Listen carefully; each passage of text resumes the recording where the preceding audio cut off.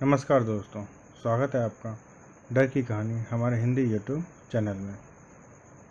दोस्तों, आज मैं जो कहानी आप लोगों को बताने जा रहा हूँ ये आप लोगों को ज़रूर पसंद आएगी और ये एक सच्ची डरावनी कहानी है। तो अब हम आगे बढ़ते हैं अपनी कहानी की ओर। मुझे जहाँ तक याद है, हमेशा से मुझे पैरानॉर्मल और अनएक्सप्लेन घटनाओं में मेरी दिलचस्पी रही है। मुझे बहुत सी पैरानॉर्मल घटनाओं का सामना करना पड़ा है और ये सब अब सामान्य हो चुका है। हालांकि अभी भी मुझे परेशान करता है। जब मैं 14 साल की थी, तब एक मिलिट्री बेस में रहने के दौरान वीकेंड की रात में मैंने एक हॉरर फिल्म देखी जिसका नाम तो मुझे याद नहीं है। उस मूवी ने मुझे मेरे वे इंसानों के साथ संपर्क बनाने के लिए प्रेरित किया। मैंने अपने लैपटॉप पर 5 मिनट सर्च किया। अब मुझे काफ़ी जानकारी मिल चुकी थी ऐसा करने के लिए, और मैं अंधेरे में जाकर अपने बेडरूम के फर्श पर बैठ गई। मैंने अपने सामने अपनी हाइट का एक शीशा रखा और उसे अपने बेड के सामने झुकाकर एक मोमबत्ती जलाई और कहा, अगर यहाँ कोई है तो अपने आप को दिखाओ और मैं इस दुनिया का गेट खोल रही हूँ। कृपया आगे आएं। मैं रुकी और इंतज़ार किया और आईने को घूरती रही, अपनी आँखों को फोकस करती शीशे में और पीछे देखती। मैंने कुछ दिखाई देने का इंतज़ार किया, लेकिन वहाँ कुछ भी नहीं हुआ। जितनी देर मैं वहाँ बैठी रही, उतनी ही अनकंफर्टेबल होती गई। मैंने 10 मिनट के बाद हार मान ली।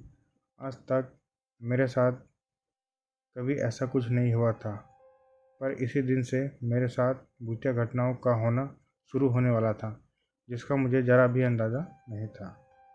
मैं 3 साल पहले इस घर में रहती थी और कभी भी ऐसा पैरानॉर्मल एक्टिविटी का अनुभव नहीं किया था। जैसा कि मैंने पहले कहा था, मैं 14 साल की थी। तब मैं एक बहुत बुरे समय से गुजर रही थी। उस समय में depression, self harm, first time दिल का टूटना जैसे चीज़ें हो रही थी। मेरे साथ मैं बहुत नेगेटिव हो गई थी और मैंने जो महसूस किया अपने घर में, जो कुछ भी थी वो शक्ति जिसको मैंने बुलाया था, मैं चाहती हूँ आप भी सुने वो। अब मुझे पता है कि जब आप किसी आत्मा के साथ संबंध बनाना चाहते हैं तो आपको पता होना चाहिए कि आप किसी को कांटेक्ट कर रहे हैं या आप क्यों कांटेक्ट कर रहे हैं। मैंने कांटेक्ट करने के लिए दरवाजे को खुला छोड़ दिया। जो सुन रहा था, अच्छा या बुरी आत्मा जब भी थी वो, मुझे ढंग से याद नहीं कि मुझे ये सब करे हुए कितना दिन, सप्ताह बीत गए, लेकिन मेरा कमरा अचानक से आत्माओं के लिए प्लेग्राउंड बन चुका था। मेरा कमरा बेसमेंट में था, एक जगह जो मैंने महसूस की थी वो ठंडी थी और एक टीनेजर के लिए प्राइवेट भी थी। मैंने अपने कमरे को कपड़े धोने के एरिया से अलग करने के लिए पर्दे लगा दिए थे, जहाँ मेरे पिता ने अपने मिलिट्री के सामान को बड़े हरे बॉक्सों में रखा हुआ था। मैं आपको ये इसलिए बता रही हूँ क्योंकि बाद में इसका एक उद्देश्य है। जब आप जानते हैं कि आप अकेले नहीं हैं, अकेले होते हुए भी किसी के अपने साथ होने की फीलिंग कैसी होती है। आप चाह कर भी उसे नहीं देख पा रहे हैं और आपको पता है कि आपके साथ कोई है। ऐसा मैं ज़्यादातर समय महसूस करने लगी और जो भी मेरे कमरे में था उसे मेरे बुलाने का फैसला लिया। मैं फर्श पर अच्छी तरह से फोकस करके बैठ गई। मुझे सिर्फ एक आवाज़ आ रही थी जो मैंने सुन सकती थी। वह छत से आने वाली टीवी की आवाज़ थी, क्योंकि लिविंग रूम मेरे कमरे के ऊपर ही था। अगर यहाँ कोई है तो 2 बार नॉक करे, मैंने बोला। फिर मैंने इंतज़ार किया। मेरी सांसें अटक रही थी और बेशक कोई जवाब नहीं मिला। मैंने कई बार कोशिश की, उन्हीं शब्दों को दोहराया। किसी और के पास होने की फीलिंग इतनी मजबूत हो गई थी कि मेरी गर्दन के पीछे के बाल खड़े हो गए और मेरी चिंता बढ़ गई। मैंने नोटिस किया कि कमरा पहले से काफ़ी ठंडा हो गया था। नेचुरली बेसमेंट ठंडे ही होते हैं, तो मुझे थोड़ी ठंड बढ़ने से फ़र्क नहीं पड़ रहा था, लेकिन टेम्परेचर का एकदम यूं गिरना की वजह से ऐसा लग रहा था कि मेरी हड्डियों में ठंड घुस रही है। मैंने एक बार फिर बोला, अगर कोई यहाँ है तो 2 बार नॉक करे। तो मुझे फिर से कोई रिस्पॉन्स नहीं मिला। मैंने हार मान ली। जैसे ही मैं खड़ी हुई, मैंने अपने बिस्तर के ऊपर अपने बेडरूम की दीवार पर क्लियर नॉक सुनी। पहले एक नॉक हुई, फिर रुक कर दूसरी नॉक आई, जैसे कि नॉक करने वाले ने बहुत ध्यान रखा हो कि मैं ध्यान से सुनी। 1 नहीं, 3 नहीं, सिर्फ 2 नॉक, बिल्कुल वही जो मैंने मांगी थी। उसके बाद मैंने राहत महसूस की। मैं अब बहुत एक्साइटेड हो चुकी थी और अब मुझे पूरा विश्वास हो चुका था कि मैं अकेली नहीं हूँ। ये अभी भी मुझे पीछे मुड़कर देखने के लिए मजबूर करता है और सोचता है कि नॉक करने वाले ने मुझे कहीं डराया तो नहीं। ये सिर्फ कंफर्म करता है कि मुझे पहले से ही क्या पता था कि बेसमेंट में कोई और था। अजीब बात यह थी कि ये मुझे कभी परेशान नहीं करता था। पहले तो नहीं। मुझे ऐसा लगा जैसे मैंने जो काम किया उसे पूरा किया।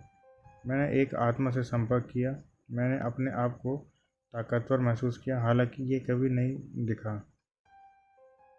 मुझे इसकी मौजूदगी के बारे में पता था। उसने कहा यह हमेशा से मौजूद नहीं था, लेकिन जब ये आया तो हवा ठंडी और भारी महसूस हुई और मुझे आसानी से पता चल जाता था कि ये मेरे बगल में है या मेरे पीछे। इसके बारे में मैंने अपने परिवार को नहीं बताया। मैंने ये भी नोट किया कि मैंने केवल बेसमेंट में ही उसकी मौजूदगी महसूस की है, कभी भी ऊपर या घर की किसी और जगह पर नहीं। इसलिए मैंने कभी इस बारे में घर वालों को बताने का नहीं सोचा, क्योंकि उस समय मैं इसके बारे में एक्साइटेड थी और अपने परिवार को, अच्छे दोस्तों को इस बारे में बाद में बताऊंगी, यह सोचा मैंने। लेकिन महीनों तक मैंने इसे अपने पास रखा और जैसे जैसे महीने बीतते गए, मेरी आत्मा तेज़ी से परेशान और बुरी होती गई। एक रात मैं अपने कमरे में फ़िल्म देख रही थी जब मैंने अपने पीछे उसकी मौजूदगी महसूस की, जैसे कि कोई सच में वहाँ खड़ा था। और मुझे लगता था कि क्योंकि मैंने इसको एक्सेप्ट किया था तो इसकी शक्ति बढ़ गई है। मैंने उससे कहा कि मैं फ़िल्म देख रही हूँ और मुझे अकेला छोड़ दो। और एक सेकंड में मुझे लगा कि मेरे सिर के बाईं तरफ मेरे बालों का एक टुकड़ा घूम रहा है। ये पहली बार था जब किसी अन्य व्यक्ति ने कभी मुझे शारीरिक रूप से छुआ था और मैं इसे कभी नहीं भूलूंगी। ये ऐसा था जैसे कोई असली का व्यक्ति मेरे बालों के साथ खेल रहा है। मैं हिल नहीं पा रही थी और मैंने अपनी सांसों को रोक रखा था। मेरे बालों का टुकड़ा ऐसा लग रहा था जैसे वह टूट गया हो और फिर उठाकर किसी की उंगलियों से उसे घुमाया जाए। मुझे ऐसी सनसनी महसूस करने के लिए हैरान कर देता है जब कोई भी मेरे पीछे दिखाई नहीं देता था, लेकिन मुझे पता था कि यह असली था। कार्रवाई चंचल महसूस हुई, जैसे कि वो मेरा ध्यान मांग रहा था।